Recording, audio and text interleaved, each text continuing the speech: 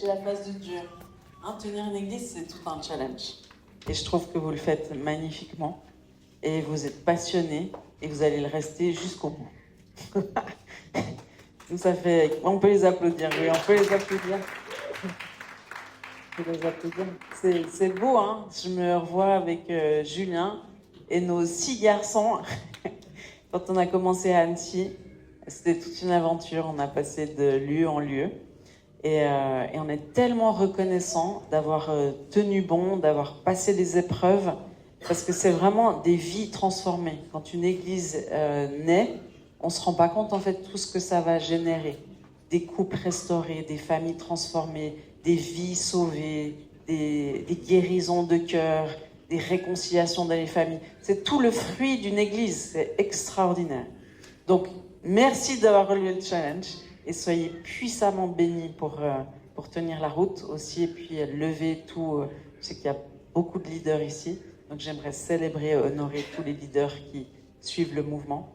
Et j'aimerais honorer spécialement mon fils Elliot, qui a relevé le défi de venir avec sa maman jusqu'ici, qui conduit comme un gentleman notre super voiture.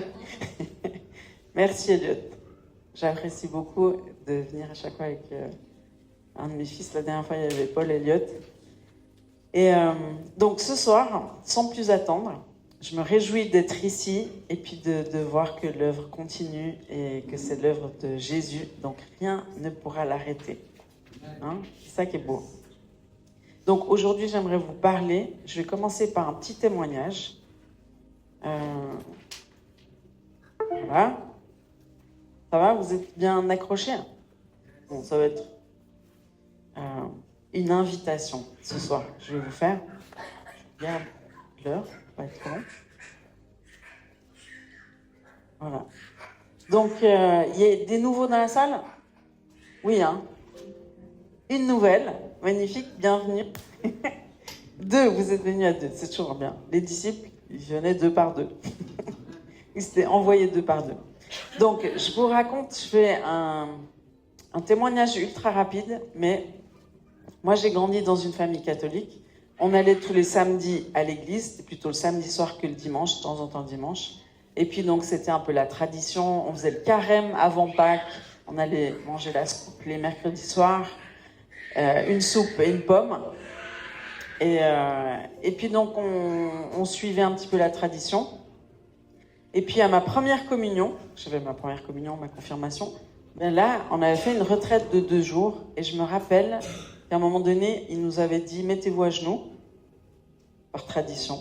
Mais dans ce moment-là, j'ai senti Jésus qui m'enveloppait, et j'étais touchée par son amour, et donc j'ai aimé Jésus à partir de ce moment-là.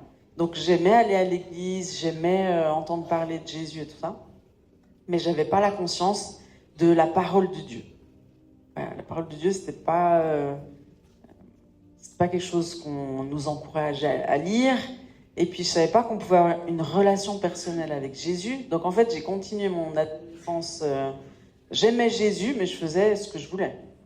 Et j'ai poursuivi une carrière dans la mode pour être vue, aimée, reconnue, comme tout le monde avait besoin d'être. On a tous besoin. C'est pas bizarre d'avoir besoin d'être reconnu et d'avoir besoin d'être aimé. Tout le monde a ce besoin. Mais c'est qui répond à ce besoin? C'est ça la question. Donc je poursuivais ma carrière. Je disais à Jésus, écoute, là, je sentais son appel sur ma vie depuis des années en fait. Mais je lui disais non, Jésus, je veux pas être nonne, s'il te plaît, et je veux pas aller en Afrique et en mission où il y a des araignées, des serpents. Ça, c'était un petit peu ma perception de suivre Jésus. Ce qui n'était pas tout à fait correct. Ça peut l'être, mais il n'y avait pas que cette voie. Et donc, à un moment donné, je disais, Jésus, laisse-moi juste être mannequin et faire ce que j'ai envie pendant quelques années. Peut-être après, je te suivrai. Et puis, Dieu est bon. Il te laisse faire le tour de la question. Et après, il te interpelle à nouveau. Et donc, c'est dans ma chambre d'hôtel à Amsterdam que j'ai senti Dieu le Père venir me chercher et me dire « Il n'y a que moi qui peux combler ton cœur. Ce que tu attends, en fait, c'est moi. et personne d'autre pourra répondre à ce besoin. Et donc, en fait, j'ai rencontré premièrement Jésus. Après, j'ai été récupérée par le Père. Et puis, dernièrement, je sentais Jésus qui me disait, Sandra, tu as besoin de rencontrer, tu as besoin de collaborer dans la nouvelle saison qui vient avec le Saint-Esprit. Tu as besoin de le rencontrer plus, tu as besoin de le connaître plus, tu as besoin de le découvrir. Donc, à mon âge, vieille comme je suis, 53 ans, pasteur depuis longtemps, prophète, tout ce que tu veux, Jésus me dit, tu as besoin de rencontrer le Saint-Esprit de manière plus personnelle, plus profonde pour la saison dans laquelle je t'emmène. Nouvelle saison. Et donc, je lui dis, ben oui, je comprends pourquoi j'ai plus de difficultés avec le Saint-Esprit qu'avec le Père et Jésus. Parce que le Saint-Esprit, je ne sais pas si vous avez déjà suivi des formations à Annecy et tout ça, mais c'est important de comprendre que la première famille, c'est Dieu le Père, le Saint-Esprit et Jésus son Fils. Ça, c'est la première famille, c'est Dieu. Donc le modèle que Dieu nous donne de la famille, c'est la Trinité. D'accord ? C'est tout un nouveau concept, hein, mais c'est quelque chose d'assez fondamental. Et puis de se rendre compte, en fait, que Dieu nous a créés à son image, on est de la même nature, mais il a créé la famille à son image. Et puis il nous a même créés dans notre être, vous savez qu'on est tripartite, on est des êtres, pas trinitaires, mais tripartite, ça veut dire qu'on a été créé esprit, on a une âme et on vit dans un corps. Donc ces trois dimensions-là, elles collaborent et puis elles sont indissociables. Donc la Trinité, Dieu, il est indissociable. On ne peut pas séparer totalement le Saint-Esprit, Jésus, du Père, même si c'est trois personnes, mais c'est trois personnes en une. C'est un mystère. Et donc il y a une chose importante à comprendre, c'est que notre relation avec Dieu le Père, elle est directement reliée avec notre histoire, avec notre Père terrestre. Donc si mon Père terrestre, il était distant, si il a abandonné ma famille, s'il était violent avec ma mère, enfin toutes ces choses-là vont influencer ma perception de Dieu le Père. Et je vais penser que Dieu, il est distant, qu'il peut être violent, donc je dois me méfier, je dois garder mes distances, toutes ces choses-là. Qu'il peut m'abandonner, toutes ces choses. Je le crois inconsciemment, même si tu dis non, moi j'aime Dieu, Dieu c'est tout pour moi. Inconsciemment, tu as cette perception de Dieu le Père. Et c'est la même chose avec ta mère et le Saint-Esprit. Donc toutes les réticences que tu as par rapport au Saint-Esprit, genre j'ai peur que le Saint-Esprit me contrôle, donc je garde mes distances, j'ai peur, le Saint-Esprit je peux pas compter sur lui parce qu'il est faible, genre tu as eu une mère dépressive toute ta vie et tu as dû te débrouiller par toi-même, donc ton histoire te conditionne aujourd'hui dans ta relation avec Dieu. Et donc moi, si je reviens à mon témoignage, moi j'avais, donc ma mère, sans faire exprès, hein, ma mère et mon père, ils m'ont laissé pendant une semaine pour aller skier. Ils m'ont laissé à l'âge de 2 mois. Et quand tu as 2 mois, tu vis ça comme un abandon. C'est pour ça que c'est pas le bon plan de laisser ton enfant à 2 mois longtemps seul, même pas toute la journée pour aller travailler.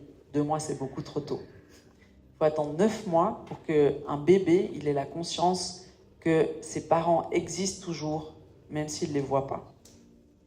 Donc ça vous donne un petit aperçu de l'état de la société ici en France, où on case nos enfants à 2 mois pour aller travailler toute la journée. Ils vivent, les enfants, un abandon. Donc moi, c'était pas une journée, c'était une semaine qu'on m'a laissé chez ma grand-maman. Et puis ma grand-maman, je pense qu'elle n'avait pas la capacité émotionnelle de combler mon besoin ou de m'expliquer les choses. C'est aussi important d'expliquer aux bébés, hein, parce qu'ils comprennent tout, ils ressentent tout, même dans le ventre de la mère. C'est important de parler à son enfant. Je vous donne 2-3 pistes comme ça, tout en racontant mon témoignage.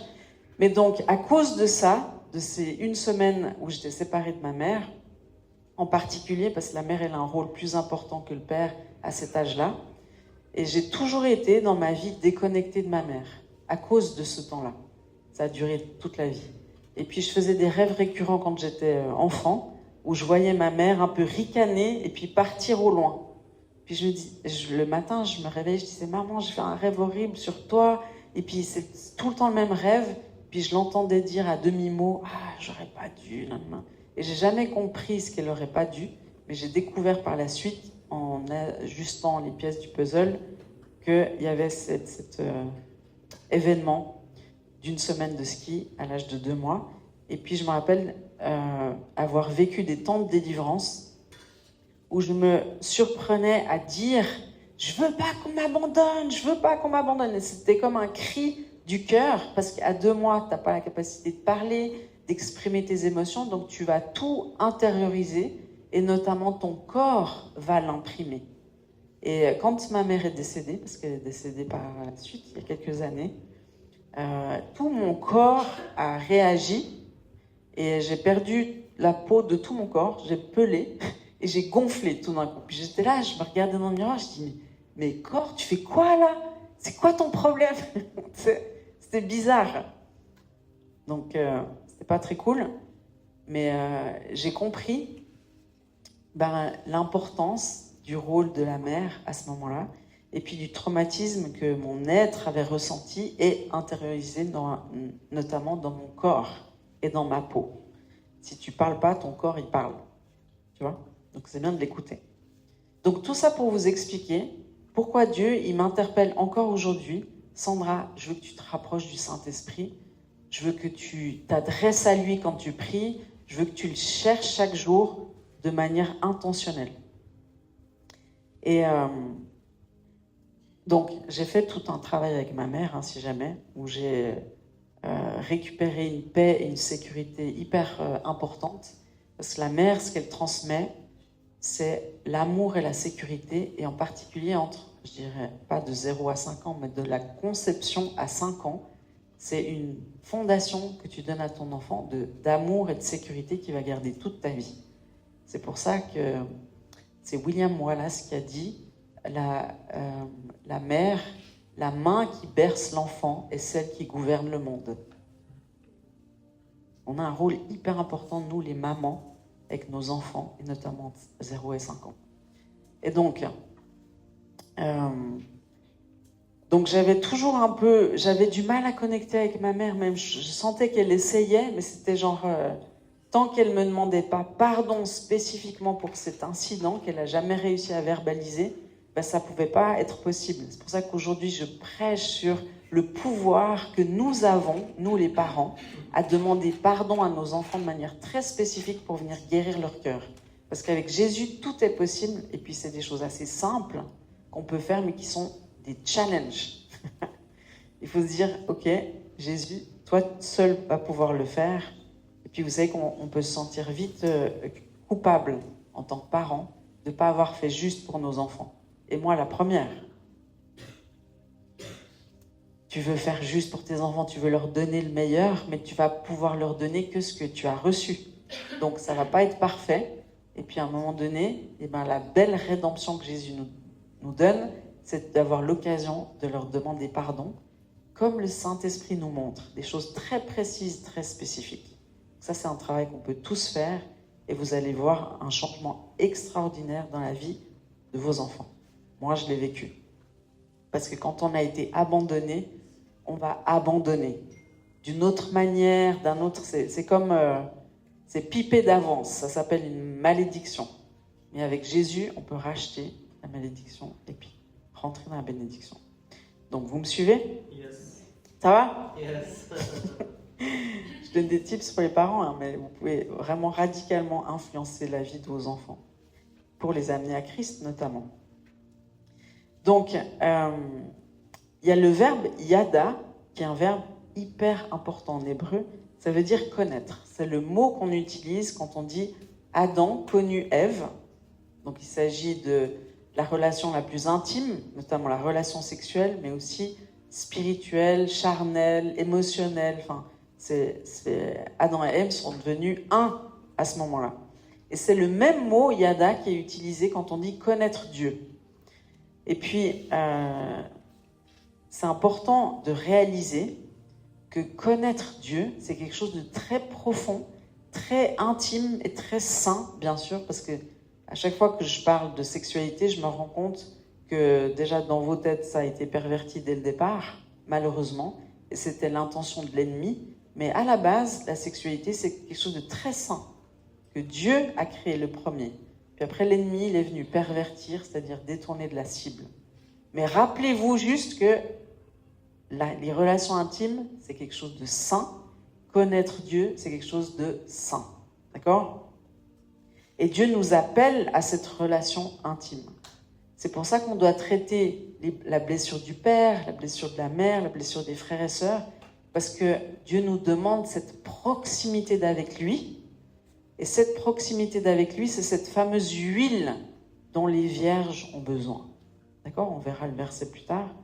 Mais yada, ça signifie une connaissance par expérience directe et ça signifie un engagement total. Ce n'est pas une connaissance intellectuelle abstraite, mais c'est une connaissance qui implique la présence, le contact, l'engagement de tout l'être. Et la racine sémitique, commune à plusieurs langues anciennes, renvoie à l'idée de percevoir par les sens, le toucher, d'entrer en contact intime avec. C'est ça que ça veut dire. Donc c'est une connaissance incarnée, pas intellectuelle, mais incarnée, vraie.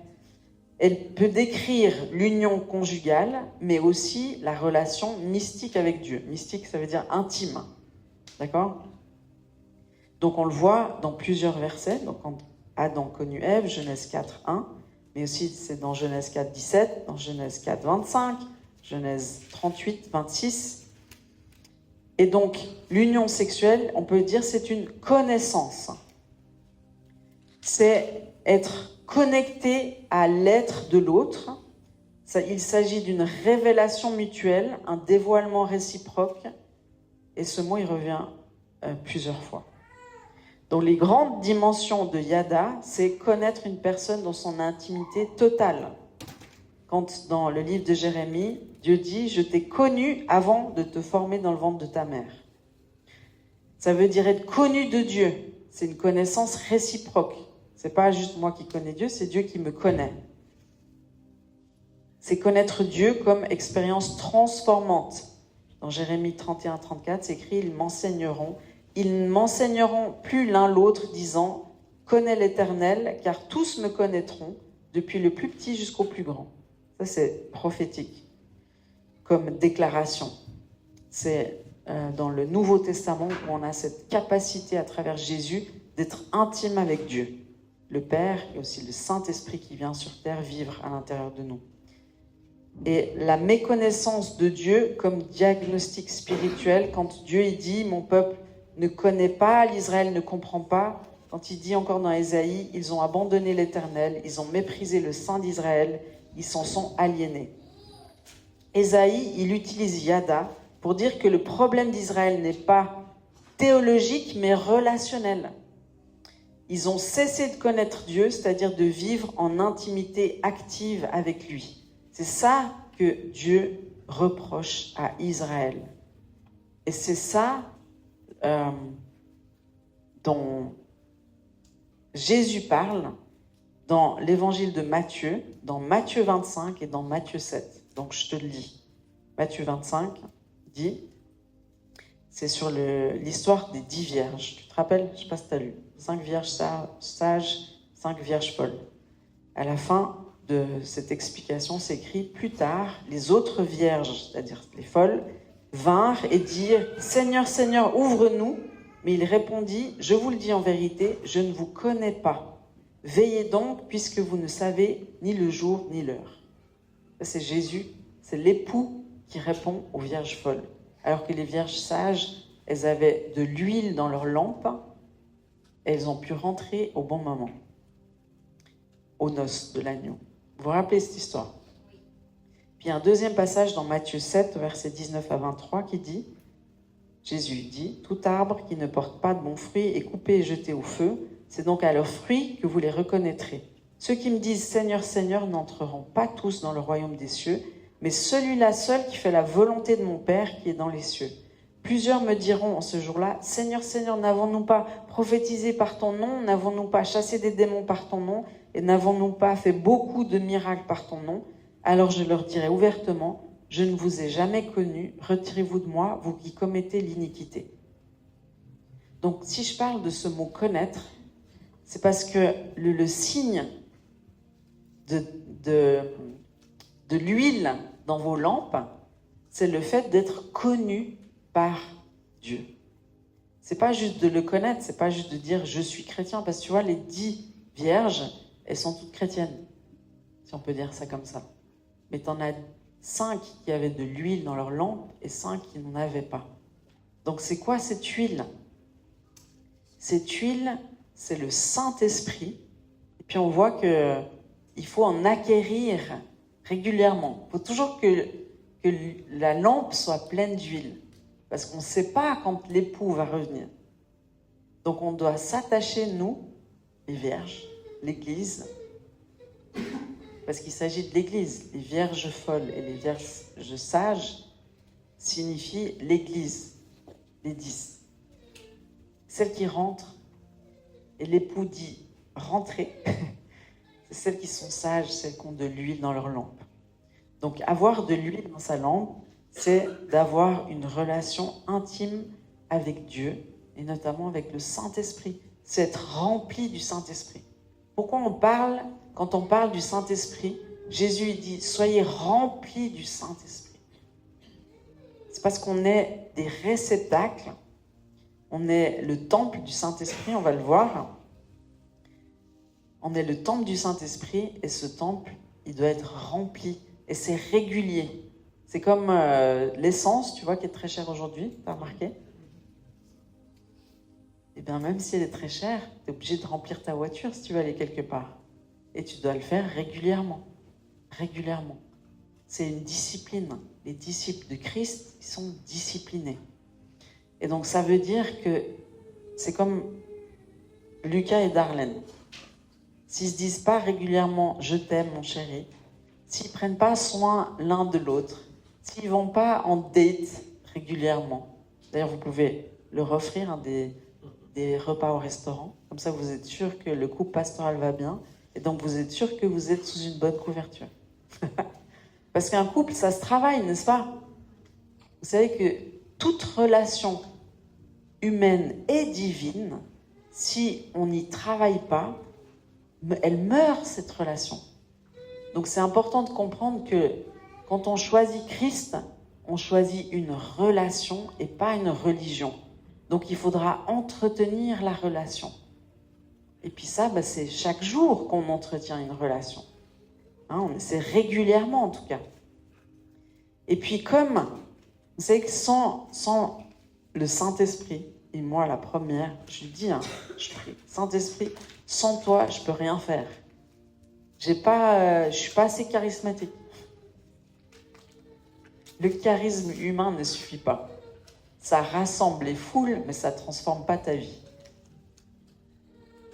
Mais quand tu as le Saint-Esprit parle à travers toi, il agit à travers toi. Tu sais, c'est ce qu'on disait de Jésus. Les scribes et les pharisiens, ils disaient, mais ce Jésus, il a un truc spécial. Quand il parle pas comme les pharisiens, comme nous. Il parle avec autorité.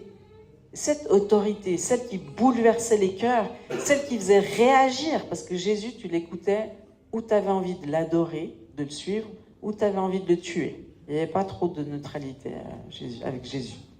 Il ne laissait pas les gens indifférents. Parce que l'Esprit de Dieu, il ne va pas te laisser indifférent. Il ne va pas te laisser indifférent. Donc tu as besoin d'être rempli du Saint-Esprit. Donc tu vas me dire comment faire. Tu veux savoir comment faire?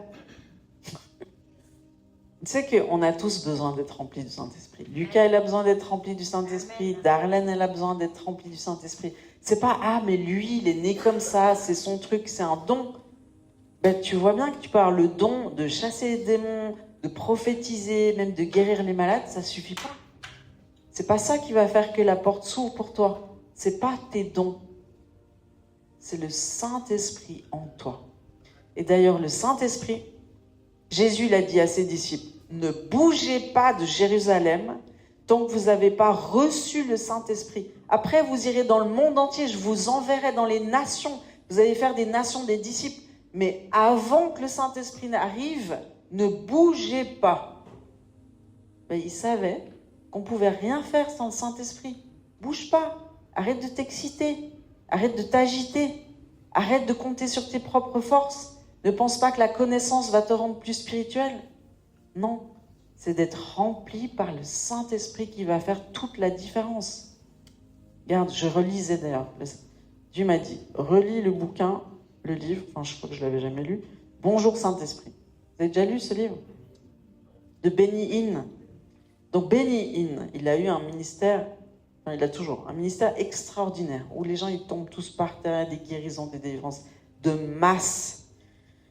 Et Benny Hinn, c'était un garçon tout timide, qui bégayait, qui était awkward, on dit, un peu handicapé relationnellement, on va dire. Hein? C'était pas celui sur lequel le monde aurait misé. Mais il a eu une rencontre avec le Saint-Esprit, notamment à une conférence avec Catherine Kuhlman, qui a un ministère de guérison. Il s'est fait secouer par le Saint-Esprit et ça a commencé dans sa chambre où il passait des heures avec le Saint-Esprit, où il lui apprenait des choses, où il lisait la parole de Dieu. Il était persécuté par sa propre famille, qui le haïssait, il n'osait même pas sortir de sa chambre. Tous ses frères et sœurs, il avait plein de frères et sœurs. Tout le monde le regardait de haut, méprisé dans sa propre famille. Il avait un ami qui l'avait invité à des soirées, il a donné sa vie à Jésus. Et puis ça a commencé en fait, quand Dieu lui a dit, je t'appelle à prêcher, je vais t'utiliser puissamment dans les nations, tout ça. Il était là, comment tu vas faire? Je bégaye, donc je ne sais même pas parler. Et puis en fait, c'est un pasteur, un soir, qui lui a dit, c'est toi qui tu vas témoigner maintenant.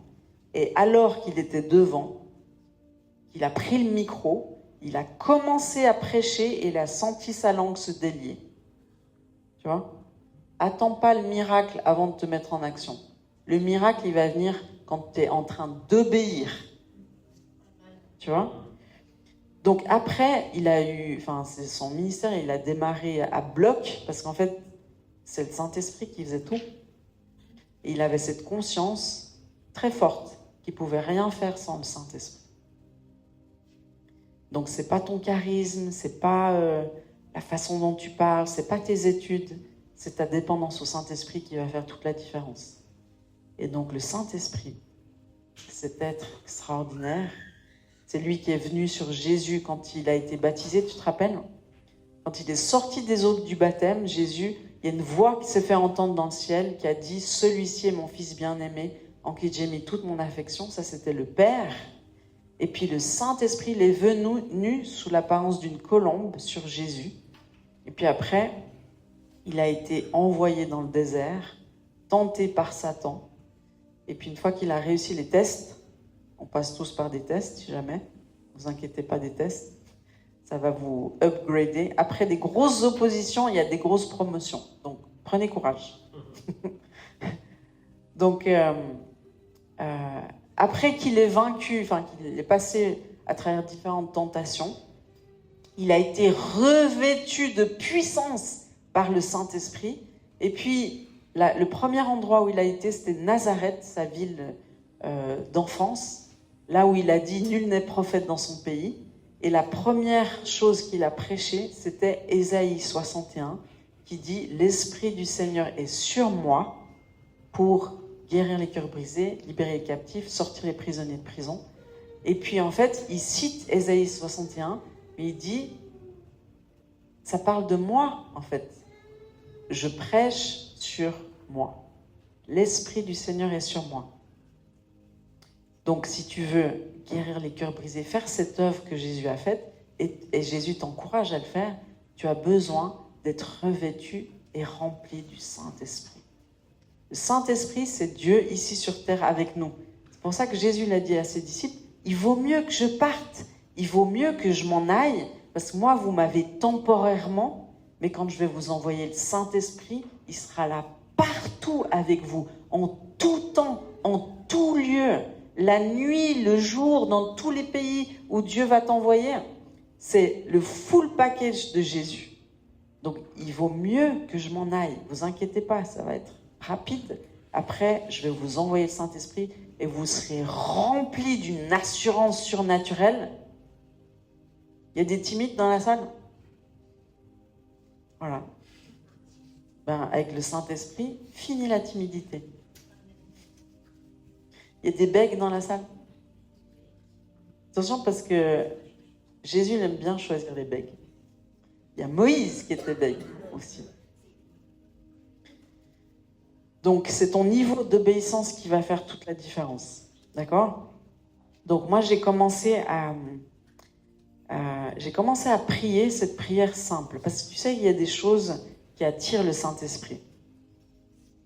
Mais c'est comme dans une relation, tu vois. Plus Lucas va dire à sa femme qu'il l'aime, plus elle va fondre. Bon, après, il faut lui prouver l'amour. Parce que l'amour, l'amour, c'est des actes. On est d'accord? Et d'ailleurs, tu sais ce que c'est le langage d'amour de Dieu? L'obéissance. Oui, c'est l'obéissance. Ça, c'est décrit dans l'évangile de Jean. Il dit, vous m'aimez si vous obéissez à mes commandements.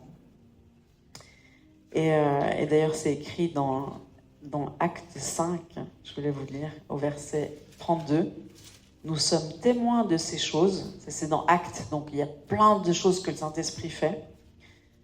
Nous sommes témoins de ces choses, de même que le Saint-Esprit que Dieu a donné à ceux qui lui obéissent. Donc, tu veux savoir comment recevoir le Saint-Esprit? Déjà, demande-le et obéis simplement à ce que Dieu te montre de faire. Et tu verras que ça attire le Saint-Esprit. Donc, il y a des choses qui attirent le Saint-Esprit. La louange, par exemple. Quand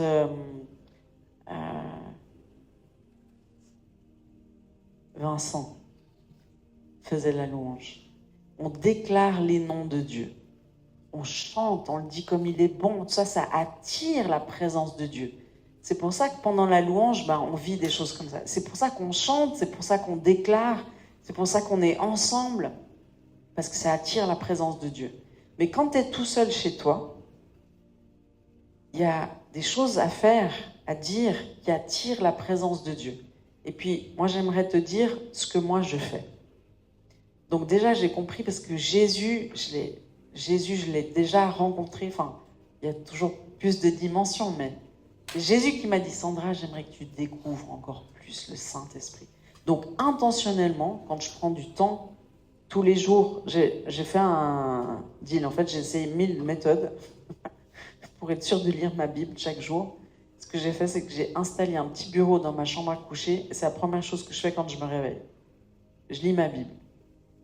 À moitié réveillée. Avec mes lunettes. Mes lunettes grossissantes. Donc, ça, c'est le moyen que j'ai trouvé. Puis après, dans la journée, plus tu fais ça tôt le matin, mieux c'est. Parce qu'après, tu vas te faire voler toute la journée. Il y a un combat intense de l'ennemi contre ta vie intime avec le Saint-Esprit. Parce que tout se joue dans l'intimité avec le Saint-Esprit. Tu sais, quand tu es intime, c'est comme quand Dieu il dit, quand un homme a des relations sexuelles avec une femme, ils deviennent une seule chair. Mais tu vois, en fait, nos relations ici sur Terre, la relation de couple, tout ça nous parle de Dieu, du royaume de Dieu. Le royaume de Dieu est toujours calé sur la famille. D'ailleurs, la famille, c'est la Trinité. Et puis après, le couple est comparé avec Jésus et l'Église. Il y a toujours, quand Dieu il se plaint d'Israël, il va dire « Tu t'es comporté comme une prostituée, tu as été adultère ». Il utilise des mots d'intimité sexuelle. Bon, donc, juste reparamètre. La sexualité, c'est quelque chose d'extrêmement sain. Mais toi, ça fait bugger ton cerveau quand on parle d'intimité avec Dieu et d'intimité sexuelle. Ça fait bugger ton cerveau. Mais ça, c'est pas possible. Il faut renouveler ton intelligence sur ces sujets. Hyper important. Donc, quand Jésus, il prie, dans Jean 17, il dit « Je prie, Père, qu'il soit un comme nous sommes un. » Donc, quand tu passes du temps d'intimité avec le Saint-Esprit, tu deviens un avec le Saint-Esprit. D'ailleurs, il vit en toi, le Saint-Esprit. Mais plus tu passes du temps avec lui, plus tu le laisses vivre en toi et à travers toi. Donc si tu passes pas de temps avec le Saint-Esprit, tu vas pas émaner du Saint-Esprit. Il sera là, mais un peu caché, tu vois. Mais il y a des hommes et des femmes de Dieu, comme Catherine Kuhlman, elle arrivait dans la pièce, tu sentais le Saint-Esprit hyper fort. Tu vois, c'est parce qu'elle portait. C'est comme un parfum que tu portes. Tu sais, comme mon mari disait, quand mon père coupe le pain le matin, quand il coupait le pain le matin, le pain, il sentait Armani. Parce qu'il se mettait tellement de parfum que quand il coupait le pain, même le pain sentait l'odeur du parfum. Jésus, quand il était sur la croix, il sentait hyper fort l'odeur du parfum que Marie-Madeleine avait déversé sur lui. Imagine, toute une bouteille de parfum sur Jésus. Imagine comment ça devait sentir. Hyper fort. Donc tu portes l'odeur de celui que tu côtoies. Oui? Donc, dans tes temps d'intimité avec le Saint-Esprit, il faut que tu prennes le temps, si tu veux vivre une vie chrétienne où tu vas voir des miracles, des choses extraordinaires se produire, tu dois commencer par lui dire que tu l'aimes. Saint-Esprit, je t'aime. Saint-Esprit, je t'aime. Saint-Esprit, je t'aime. Saint-Esprit, je t'aime. Puis tu le fais pas parce que tu as envie, ni parce que tu es hyper réveillé, ni tu le fais par obéissance. Parce que c'est les violents qui s'emparent du royaume de Dieu. Oublie jamais.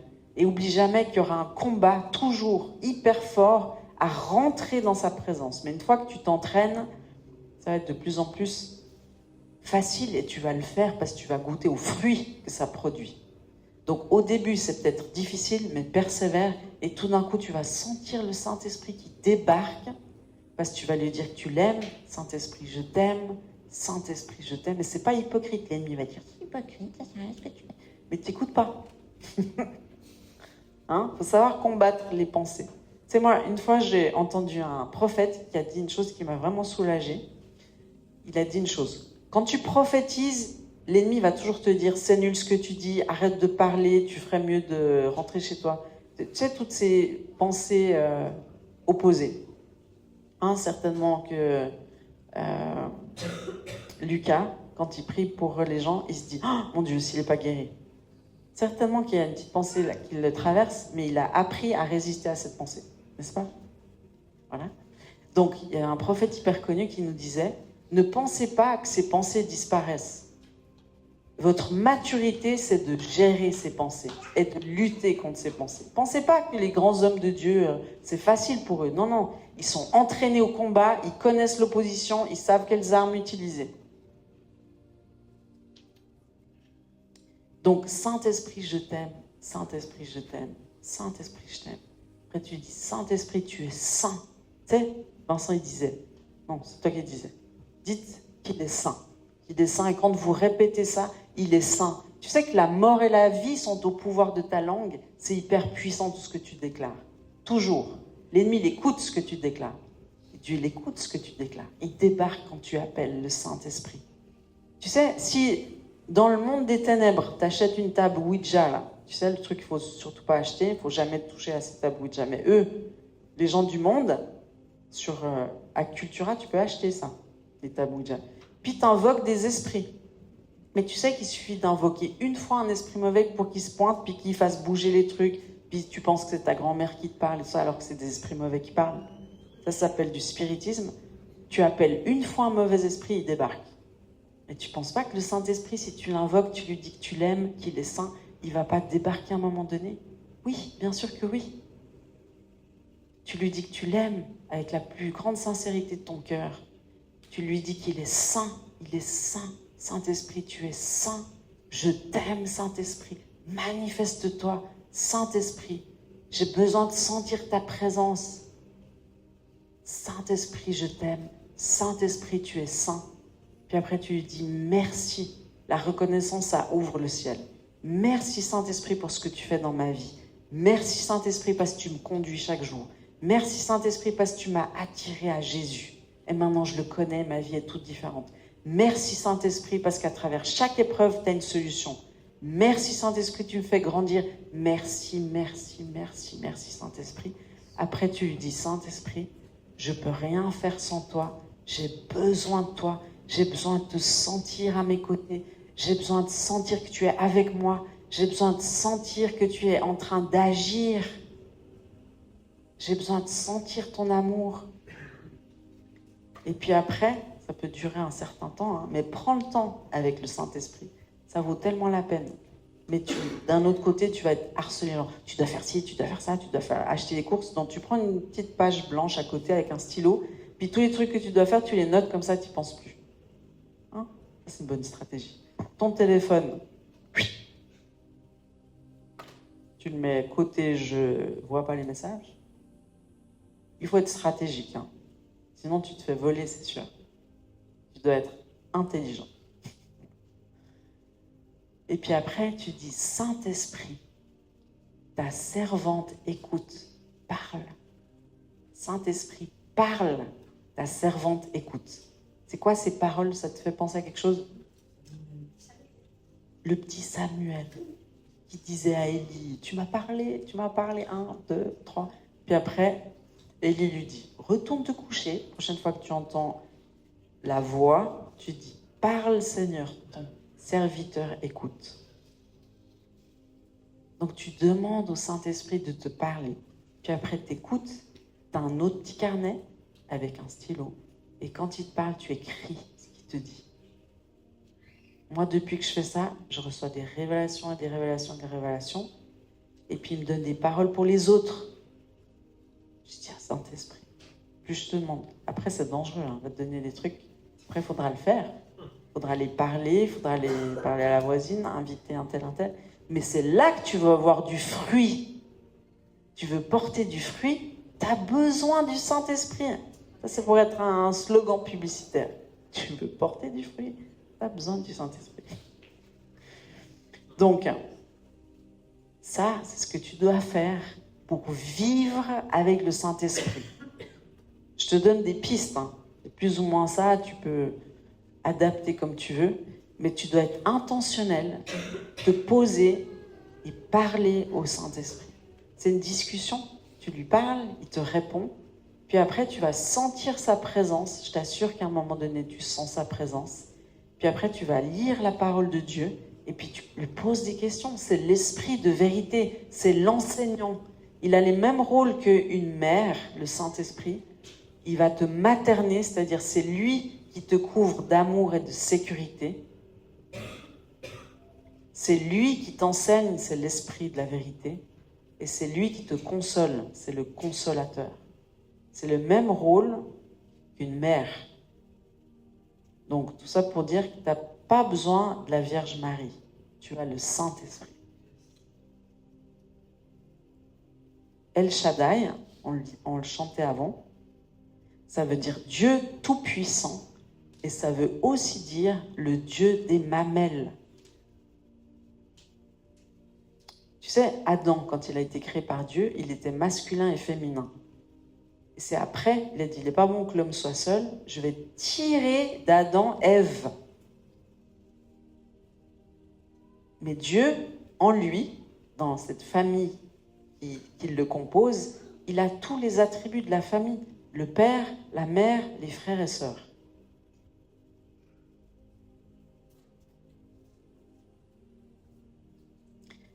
Et ce qui va freiner ta relation intime avec le Saint-Esprit, c'est l'esprit religieux qui te dit, qui est en train de te dire là peut-être, c'est n'importe quoi ce qu'elle dit. Depuis quand? Est-ce que c'est biblique? Ce qu'elle est en train de dire, bah tu creuses la Bible. Tu vois bien que Dieu c'est un père, le Saint-Esprit, il a la même fonction qu'une mère. Et on a besoin d'un père et d'une mère, les amis, et même des frères et sœurs. Tu sais, les frères et sœurs, c'est ceux qui nous apprennent à être en relation. C'est comme ça que Dieu l'a designé. En fait, notre famille, c'est les premiers représentants de Dieu sur terre. Alors, ils sont bien imparfaits. C'est pour ça que Dieu dit « Honore ton père et ta mère ». Parce que derrière le père et la mère, il y a Dieu, l'image de Dieu. C'est pour ça que Dieu nous dit, obéissez, bénissez vos autorités, parce que derrière les autorités, il y a l'ultime autorité, l'image de Dieu. Tu vois? Donc quand tu es rebelle, des fois, tu peux avoir plein de raisons de l'être. Mais l'esprit de rébellion, inexorablement, va te séparer de Dieu. Donc, l'esprit religieux est un frein. L'orgueil est un frein. Parce que pour découvrir le Saint-Esprit, il faut être comme un enfant. Il faut être là comme un enfant. Parce que l'humilité précède la gloire et l'orgueil précède la chute. Et ce qui a fait tomber l'ennemi, c'est l'orgueil. Donc c'est très dangereux l'orgueil. C'est de penser que tu es au-dessus de la mêlée, penser que toi tu sais, les autres ne savent pas. Tu vois? Alors que comme le royaume de Dieu, il est pour ceux qui sont comme des enfants. Humbles, simples. La raison est un frein. Tu te dis, tu sais, tu as été formaté, surtout ici en France, à l'école, tu as été formaté à essayer de mettre Dieu en boîte, à essayer de l'expliquer. Ça, c'est la pensée grecque. À te mettre au-dessus de.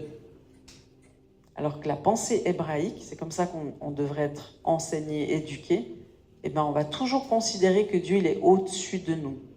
Qu'on ne peut pas comprendre Dieu, on ne peut pas le mettre en boîte.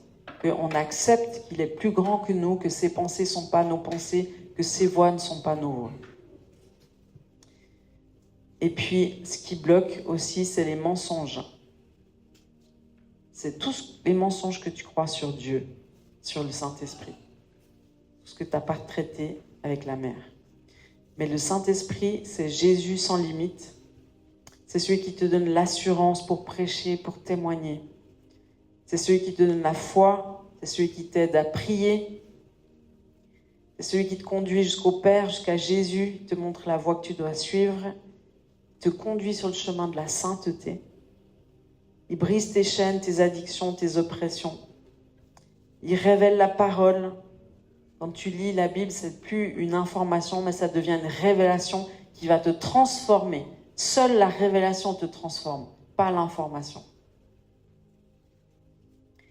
Donc, c'est le Saint-Esprit remplit ta bouche en face de tes adversaires quand tu ne sais plus quoi dire. C'est le Saint-Esprit qui ouvre le cœur des non-croyants. C'est le Saint-Esprit qui nous oint pour le ministère, pour son œuvre. Une vie passée avec le Saint-Esprit peut changer un pays, une nation. Si tu lis le livre sur la brèche, ben c'est l'histoire d'un homme qui a passé sa vie avec le Saint-Esprit et qui a contribué à arrêter la Deuxième Guerre mondiale. Il nous conduit dans la volonté du Père, le Saint-Esprit provoque le miracle, le Saint-Esprit nous conduit dans l'adoration, il bouge à l'intérieur de nous et c'est celui qui embrase nos cœurs de son amour. Le Saint-Esprit, il vit en nous. Dans Ézéchiel, c'est écrit, Ézéchiel 36, 26 à 27, « Je vous donnerai un cœur nouveau, je mettrai en vous un esprit nouveau, j'ôterai de votre chair le cœur de pierre, je vous donnerai un cœur de chair, je mettrai en vous mon esprit. Je ferai que vous marchiez selon mes lois et que vous gardiez mes préceptes et leur soyez fidèles. » Saint-Esprit, c'est le GPS dont tu as besoin pour vivre une vie chrétienne qui porte du fruit. C'est simple. Il y a les 7 esprits de Dieu. J'apprenais à mes enfants. Tu as l'esprit de l'Éternel, ça l'esprit de Dieu.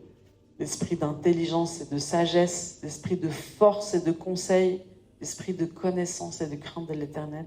Ça, c'est les 7 esprits de Dieu. C'est ce que le Saint-Esprit porte. Il porte toutes ces choses en même temps. Il nous rend libres parce que là où est l'esprit du Seigneur, là est la liberté. Il nous rend forts parce qu'il ne nous a pas donné un esprit de timidité, mais un esprit de force, d'amour et de sagesse. C'est lui, le Saint-Esprit, qui connaît la volonté parfaite de Dieu. Il intercède pour nous. C'est écrit dans Romains 8, verset 26. L'Esprit lui-même intercède pour nous par des gémissements inexprimables. On est le temple du Saint-Esprit dans 1 Corinthiens 6, 19. Ne savez-vous pas que votre corps est le temple du Saint-Esprit? Le Saint-Esprit, il habite en nous. C'est la 3e personne de la Trinité. C'est pas une chose, c'est pas un nuage, c'est pas un vent, c'est une personne. Et le Saint-Esprit, il nous a adoptés. C'est l'esprit d'adoption, c'est le Saint-Esprit. Et il nous témoigne que nous sommes enfants de Dieu. Et ceux qui sont conduits par l'Esprit de Dieu, c'est eux qui sont fils de Dieu. C'est ceux qui sont conduits par l'Esprit de Dieu. Donc le Saint-Esprit, c'est avec lui que tu dois relationner. Et je t'assure que ça vaut la peine, largement la peine. Parce que dans sa présence, tu vas te sentir aimé, tu vas te sentir considéré, tu vas te sentir envoyé, tu vas te sentir célébré, tu vas plus jamais te sentir seul. Plus jamais. Le Saint-Esprit peut être attristé. Tu vois, il y a des choses qui l'attirent, comme il y a des choses qui l'attristent. Et puis souvent, la Catherine Kuhlman, là, elle pleurait sur scène, puis elle disait « N'attristez pas le Saint-Esprit. Il est tout ce que j'ai dans ma vie. » Donc, on peut se lever simplement. Et puis, le Saint-Esprit, il a plein de manières de se manifester. Mais un des premiers signes du Saint-Esprit, c'est le fait de pouvoir parler en langue. Je ne sais pas si vous parlez tous en langue, mais c'est quelque chose d'hyper important. Ça va vous aider dans vos temps de prière. Ça va vous aider quand vous êtes en communion avec le Saint-Esprit. Quand vous parlez en langue, vous édifiez vous-même, vous fortifiez votre esprit pour qu'il soit connecté avec le Saint-Esprit. Donc si vous ne parlez pas en langue, vous pourrez venir demander la prière.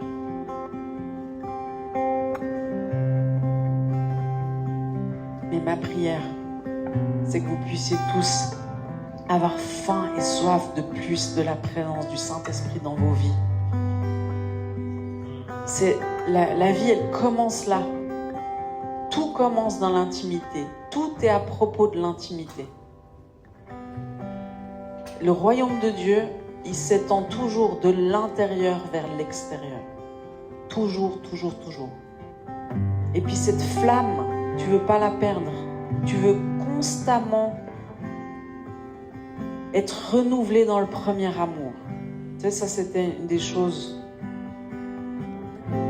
qui était reproché à une église dans Apocalypse, c'était vous avez perdu le premier amour. Tu dois entretenir ta relation avec le Saint-Esprit. Et ça, c'est ton bien le plus précieux, c'est le Saint-Esprit.